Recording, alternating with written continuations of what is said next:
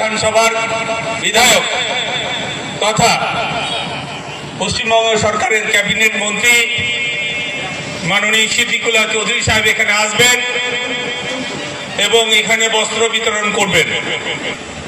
এই যে মালডাঙ্গা বাজারে বাঘাসন অঞ্চলে যে বস্ত্র বিতরণ হচ্ছে, এই বস্ত্র বিতরণের তাৎপর্যটা কি? ইতিমধ্যেই আমাদের বিধায়ক 2021 সাল থেকে বস্ত্র বিতরণ করছেন, এটা 2025 সাল। নিশ্চিতভাবে এর একটা তাৎপর্য আছে। তাৎপর্যটা কি আপনারা দেখেছেন, গত 23 জুলাই আমাদের বিধায়ক তথা মন্ত্রী সিদ্দিকুল্লাহ চৌধুরী সাহেব আমরা যেখানে মঞ্চ করছি, যেখানে বক্তব্য রাখছি, এই জায়গাতেই উপস্থিত হয়েছিলেন। বাঘাসন অঞ্চলের তৃণমূল কংগ্রেসের যে সমস্ত কর্মীরা আছেন, সব্যসাচী মণ্ডল, সন্দীপ পরামানিক, রাজেশ সাঁতরা, বাপন দাস, বাপন ঘোষ, সন্তোষ দাস, অলোক ভট্টাচার্য, সৌমিত্র রায়, স্বাধীন সোম, তখন শেখ, বাবু শেখ, আমাদের পঞ্চায়েত সমিতির সদস্য সুব্রত মুখার্জি,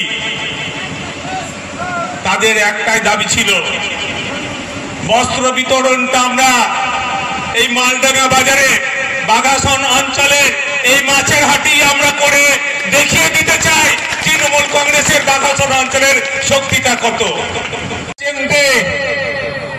যাদেরকে কোনদিন দেখা যায়নি, যাদের 14 পুরুষ সিপিএম করত, বিজেপির সঙ্গে সম্পর্ক রেখে চলত, এখন করে খাওয়ার জন্য তৃণমূলে নাম লিখিয়েছে। 3 তারিখে দেখেছিলাম এখানে এসে লাফাচ্ছে। ওই লাফানোটা বেশি দিন চলবে না। আমরা যেদিন 1998 সালে শপথ করেছিলাম তৃণমূল কংগ্রেসটা মন্ত্রিসভাকে প্রতিষ্ঠা করব, সেদিন আমরা ভেবেছিলাম আমরা কে কোন পদে যাব তার জন্য নয়, আমরা শপথ করেছিলাম সিপিএম এর এই অন্যায় অত্যাচারের বিরুদ্ধে রুখে দাঁড়াবো।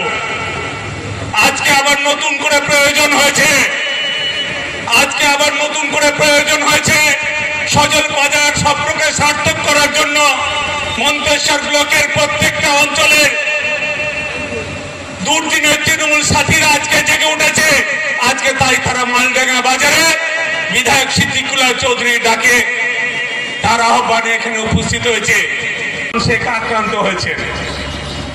আমরা এই আক্রমণকারী তৃণমূল চাই না, আমরা চাই যারা মানুষকে ভালোবেসে, যারা তৃণমূল কংগ্রেস করতে চায় তাদের সেই তৃণমূল কংগ্রেস কর্মী চাই।